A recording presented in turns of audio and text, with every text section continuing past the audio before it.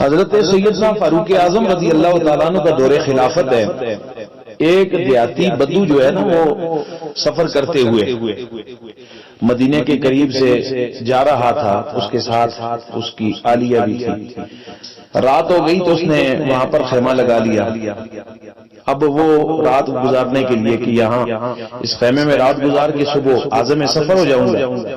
سیدنا فاروق اعظم رضی اللہ تعالیٰ عنہ رات کو گشت پر ہیں، ساتھ میں غلام ہیں.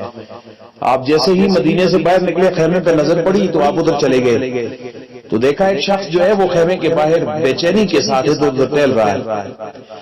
آپ اس کے پاس گئے، اسے پوچھا، سلام کیا کہ بھائی تمہیں کیا پریشانی ہے؟ تو کہنے لگا یار میں مسافر ہوں، سفر میں تھا اور یہاں رات ہو گئی تو میں نے یہاں پر قیام کیا، خیمہ لگا لیا ہے. اب پریشانی کیا ہے بھائی؟ پریشانی میں یہاں باہر کیوں ادھر ادھر ٹہل رہے ہو؟ بے چینی میں کیا عالم میں ہو؟ تو وہ کہتا ہے کہ میرے ساتھ میری بیوی ہے خیمے کے اندر اور وہ امید سے ہے، بچے کی پیدائش کا وقت ہے اور میں مسافر ہوں، یہاں کسی کو جانتا نہیں اور اس کے پاس کوئی نہیں. تو اب سیدنا فاروق اعظم رضی اللہ تعالیٰ عنہ اس کو نہیں پتا یہ امیر المومنین ہے. وہ فرمایا تم ٹھہرو، میں ابھی بندوبست کر کے آتا ہوں. آپ دوڑے دوڑے گھر میں آئے، آ کے اپنی اہلیہ کو جگایا اور کہنے لگے تو نے جنت خریدنی ہے، کوئی بہت بڑا نیکی کا اجر کا کام ہو تو کرے گی؟ تو انہوں نے عرض کی کہ یا امیر المومنین ضرور کروں گی. تو فرمایا جلدی اٹھو، باہر ہمارا ایک مسلمان بھائی جو ہے وہ تکلیف میں ہے اور اس کے یہاں بچے کی ولادت ہونے والی ہے، ضرورت کا سامان بھی ساتھ لے لو. اب وہ سیدنا فاروق اعظم رضی اللہ تعالیٰ عنہ اپنی اہلیہ کو لے کر اس کے خیمے کے پاس آئے اور اپنی بیوی کو اندر بھیج دیا کہ جاؤ جا کے اس کی تیمارداری کرو. انہوں نے باہر خود چولہے پہ آگ جلائی، لکڑیاں جلائیں اور خود لکڑیوں کو جناب وہ پھونکے مار رہے ہیں اور آگ جلا رہے ہیں.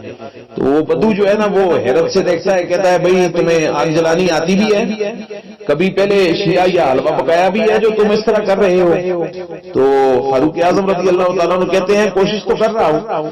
دیکھو اسی طرح وقت گزرا تو کچھ وقت کے بعد اس کے ہاں بیٹے کی ولادت ہوئی تو اندر سے سیدنا فاروق اعظم رضی اللہ تعالیٰ عنہ کی اہلیہ جو ہے انہوں نے آواز دے کے کہا کہ یا امیر المومنین اپنے مسلمان بھائی کو بشارت دیجیے، اللہ نے اسے بیٹا عطا کیا. تو جیسے ہی امیر المومنین کا لفظ ان کی زبان سے نکلا نا، اس بدو نے، اس دیہاتی نے سنا، مسافر نے، تو تھر تھر کانپنے لگا کہ یہ تو امیر المومنین ہے. اب وہ سیدنا فاروق اعظم رضی اللہ تعالیٰ عنہ کی طرف دیکھتا ہے، کبھی خیمے کی طرف دیکھتا ہے پریشانی کے عالم میں.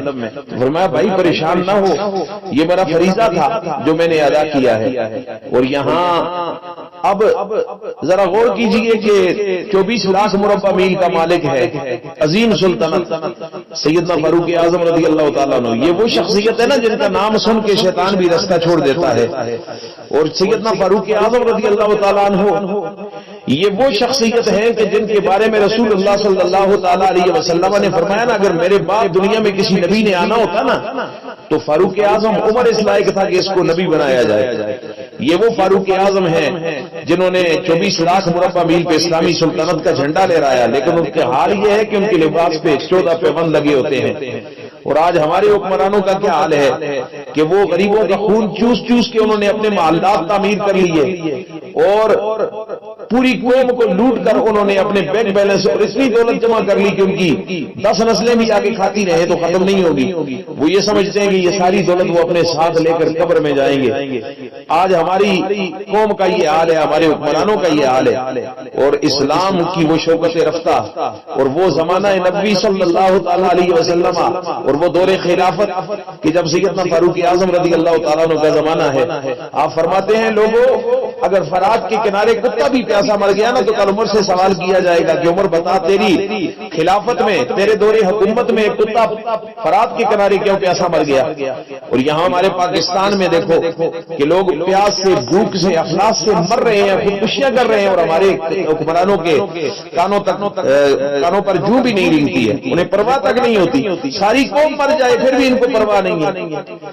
تو وہ نبی کریم علیہ الصلوۃ والسلام کی بارگاہ کے پرمردہ جو تھے، وہ جو یاران مصطفیٰ کریم علیہ الصلوۃ والسلام تھے، ان کا بڑا مقام اور مرتبہ تھا۔